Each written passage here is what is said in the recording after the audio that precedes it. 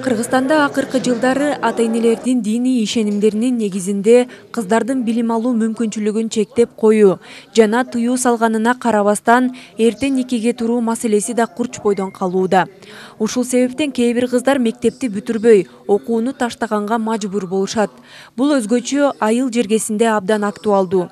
Андыктан Кыргыз Республикасынын Конституциясында көрсөтүлгөн ар бир адам мамлекеттик билим берүү уюмдарында акысыз билим алууга укуктуу деген кепилдикти ар бир жаранга түшүндүрүү учур талабы болууда. Кыргыз Республикасында 10 майдан баштап 22 июнга чейин бүт областтарда кеминде ар бир областта 2 райондон ушундай иш-чаралар өтүлүп жатат. Бул жерге ушу презентациялар, баяндамалар жасалды. Ушу министрликтердин тарабынан, социалдык камсыздоо жана миграция министрлиги тарабынан, ошондой эле жанагы мамлекеттик комиссия дин боюнча иштеген ушул комиссия тарабынан онлайн катышып, ошо өздөрүнүн презентацияларын жасап, суроолорго жооп беришти.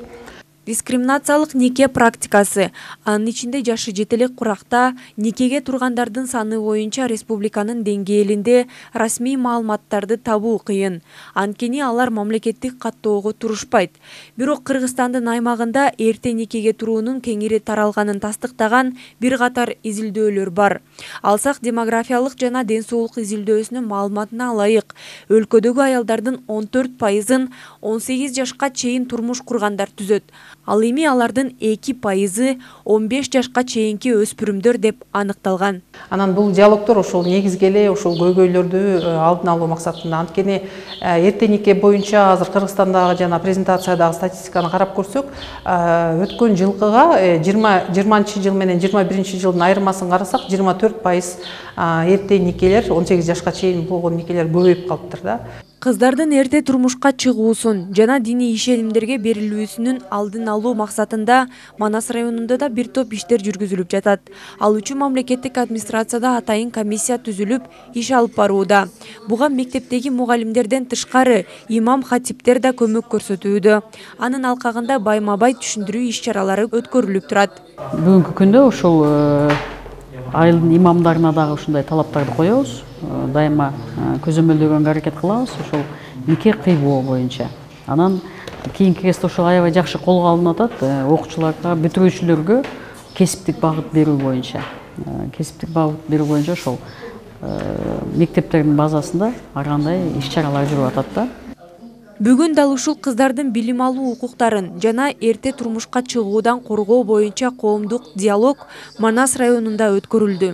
Анда кыздардын укуктары айтылып, кызуу талкуу болду.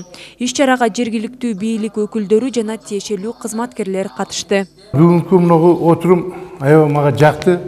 Баардык бийлик катышкандардын баардыгы мындайча ыраазы болушуп атат. Ушундай көбүрөөк болсо, бул баланы тарбиялаш ата-эненин милдети. Ата-эне үйдөн тарбиялаш керек. Бирок өкмөт дагы ушу ата-энеге жардам берип, өкмөт дагы бекер окутканга аракет кылды. Андан тышкары дагы 18ге чыгып, үй бүлөлүү болмоюнча чет өлкөгө биздин жаштарды чыгарбаса деген оюмда. Эмнеге дегенде кетет, Европага кетет, Россияга кетет, чет өлкөгө, Америка кетет. Аяктан келгенде ошолордун менталитетин үйрөнүп, бияка келип туруп, башкалар тартып кетип атат да. Ошол эң кыйын нерсе ошол жерде болуп атат. Бул коомдук диалогдор Кыргызстандын бардык областтарынын 14 районунда, ал эми Талас облусунда Айтматов жана Манас райондорунда өткөрүлүүдө. Белгилей кетсек, аталган иш-чара диндер аралык диалогду жана толеранттуулукту илгерилетүүгө көмөк көрсөтүү долбоорунун алкагында өткөрүлүүдө. Жаркынай Тургунбекова, Бекжан Жумабек уулу, Эркинай Жумабекова, Манас району.